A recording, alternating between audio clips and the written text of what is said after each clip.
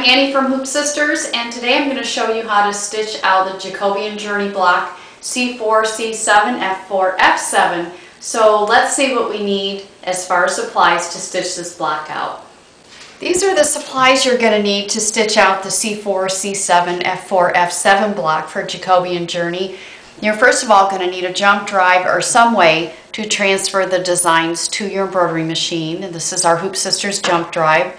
You are going to need a way to cut the fabric while it's in the hoop. Some of our blocks, not necessarily, I guess this one we will be needing our mini hoop scissors to trim close.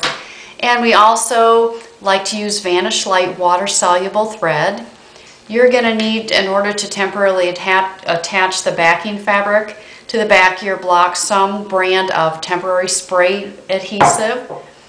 And also we're going to be needing our thread A, our thread B, our thread C, thread D, matching bobbins for all of them, an embroidery bobbin thread. Let me move all this thread and show you the fabric. For our fabric, this is going to be, for my block, this is going to be my fabric 1. We're going to do the version A, which is the optional piping. So this is my fabric 2 for my optional piping. And this has been cut 1 1/4 inch on the bias and then pressed in half lengthwise. This is my thread 3, or I'm sorry, my fabric 3. My fabric 4 is this brown. And then we need a backing fabric, and we're going to stitch the 9-inch block. The first step in our design is you're going to hoop your battleizer, and you're going to stitch out step 1, which is an outline of the design onto the battleizer. For step 2, you're going to place your fabric 4 right side up over the placement line, and with water-soluble thread and the needle only, the machine will sew the tack down stitch.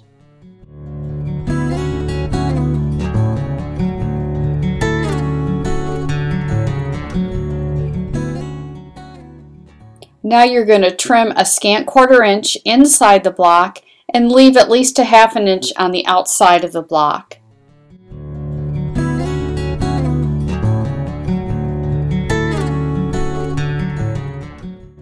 For step 3, we are going to place our prepared piping.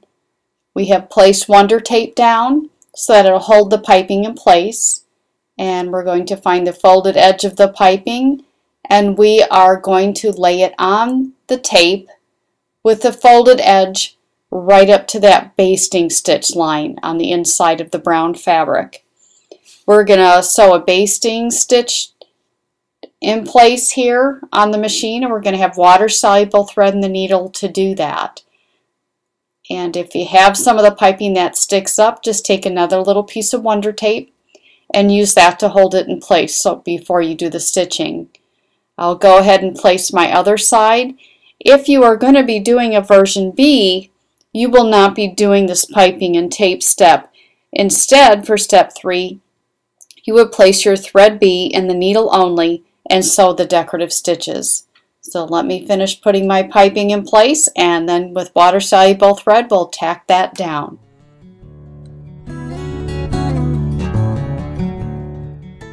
For step 4, we're going to place fabric 1 right side up over the upper left-hand corner. The machine with still water-soluble thread will sew a tack down stitch. And now we can trim on the outside, leaving at least a 1/2 inch. And on the inside, we can trim close right up to the stitching so we can finish like we would for machine applique.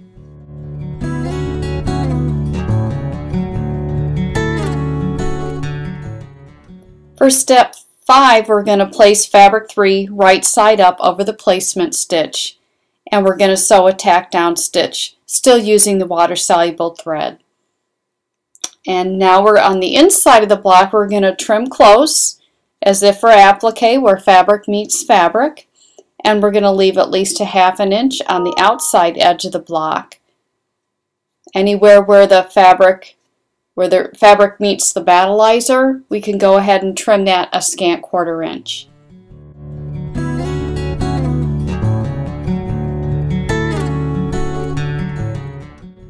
For step 6, we're going to place fabric 1 right side up over the placement stitch, and we're going to sew the tack down.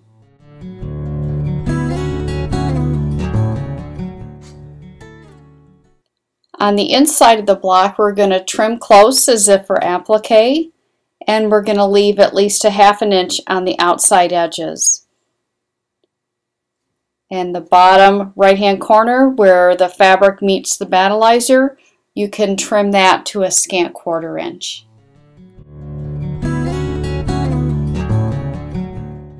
For step 7, we are placing fabric 3 right side up over the placement stitch, and we're going to sew a tack down stitch.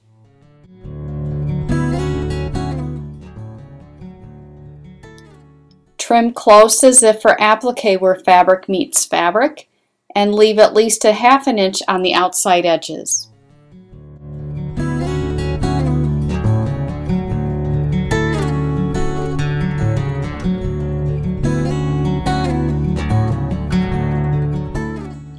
For step 8, place thread D in the needle only and sew the decorative stitches.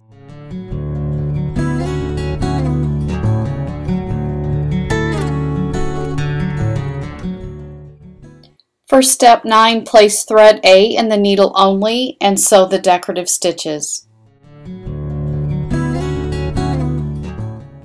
For step 10, place water-soluble thread in the needle only, and we're going to place our backing fabric on the back. Give it a spray with some water-soluble adhesive spray and center it and position it on the back of the hoop.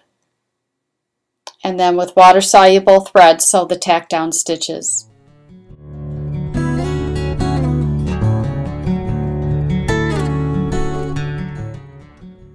For step 11, place thread A in the needle and the bobbin and sew the quilting designed and digitized by Sharon Schomburg.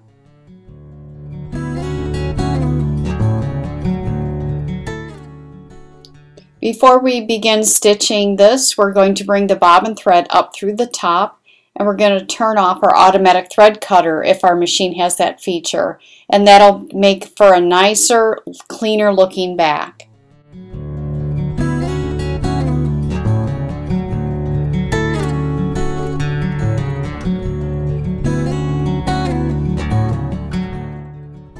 For step 12, we're placing thread B in the needle and the bobbin and sewing the decorative stitches. For step 13, place thread D in the needle and the bobbin and sew the quilting digitized and designed by Sharon. For step 14, place thread C in the needle and the bobbin and sew the remainder of the quilting designed and digitized by Sharon Schomburg. And here's our beautiful completed block.